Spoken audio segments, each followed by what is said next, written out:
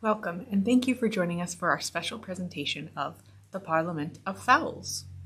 My name is Nicole Carpenter, and I am the Programs and Collections Director here at the Westport Museum for History and Culture.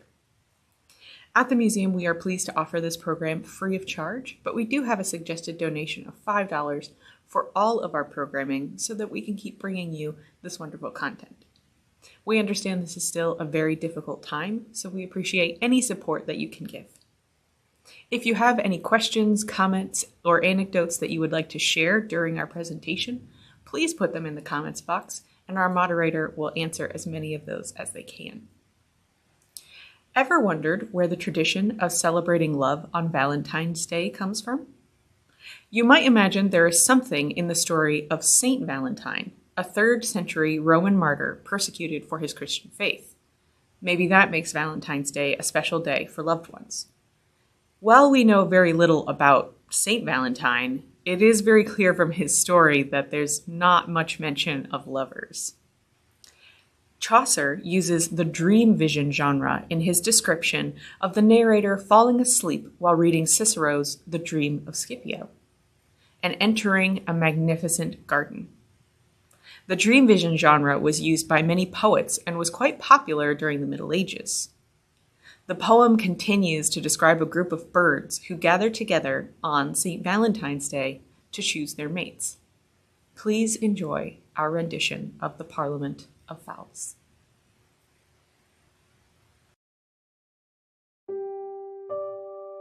The life so short, the craft so long to learn, the assay so hard, so sharp the conquering, the fearful joy that slips away in turn.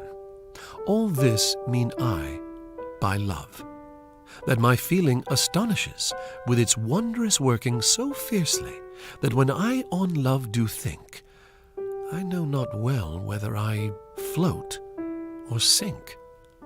By habit, both for pleasure and for lore, in books I often read, as I have told. But why do I speak thus? A time before, not long ago, I happened to behold a certain book written in letters old, and thereupon a certain thing to learn. The long day did its pages swiftly turn. The day began to fail, and the dark night that relieves all creatures of their business bereft me of my book for lack of light, and to my bed I began me to address, filled full of thought and anxious heaviness.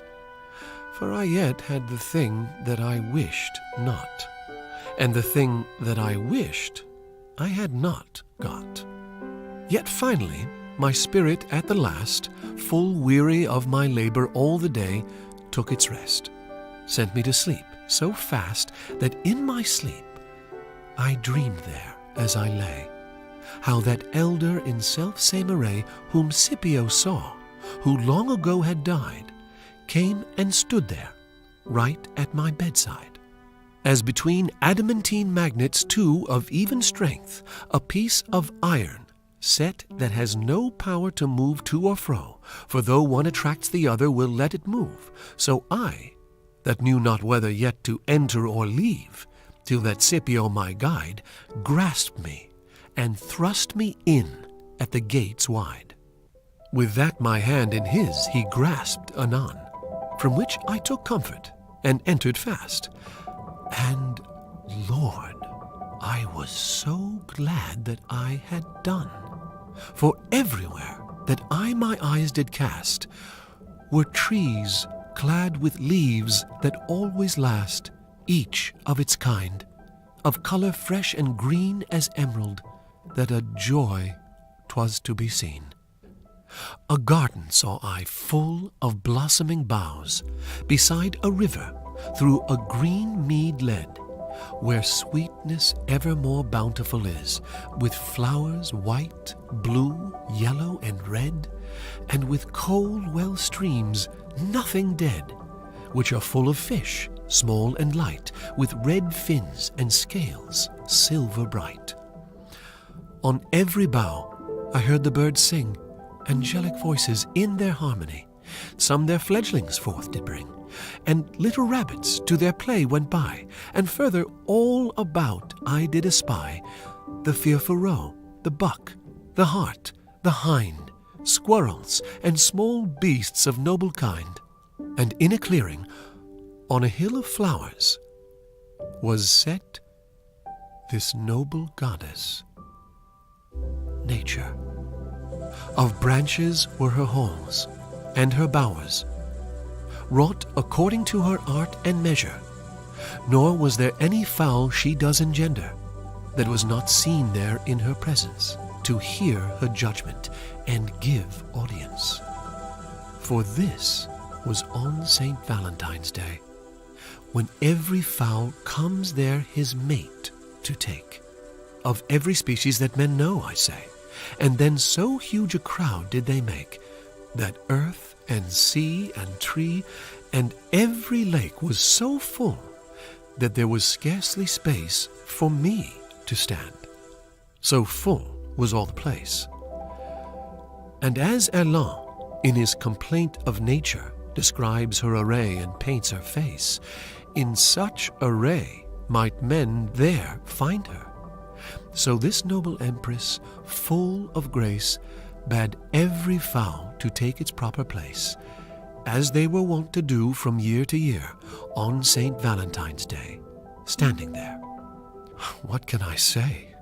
Fowl of every kind, that in this world have feathers and stature, men might in that place assembled find before the noble goddess Nature, and each of them took care, every creature, with a good will, its own choice to make, and, in accord, its bride or mate to take. Nature, deputy of the Almighty Lord, who hot, cold, heavy, light, moist, and dry has knit in balanced measure in accord, in gentle voice began to speak and sigh. Fowl, heed my judgment now, pray I, and for your case, in furthering of your need, as fast as I can speak, I will you speed. You know that on Saint Valentine's Day, by my statute and through my governance, you come to choose and then fly your way your mates, as I your desires enhance, but none the less my rightful ordinance I may not alter, for all the world to win, that he that is most worthy must begin.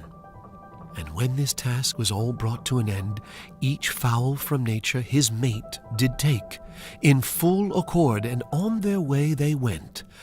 And, Lord, the blissful scene they did make! For each of them the other in wings did take, and their necks round each other's did wind, thanking the noble goddess, kind by kind.